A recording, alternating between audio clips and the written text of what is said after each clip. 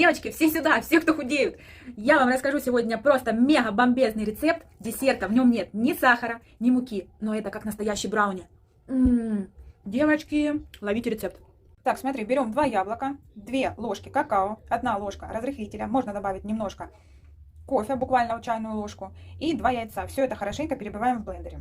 Блендером переливаем в хорошую какую-нибудь форму небольшую, 30 минут в духовке, либо 4-5 минут в микроволновке. Ну что, прошло 30 минут.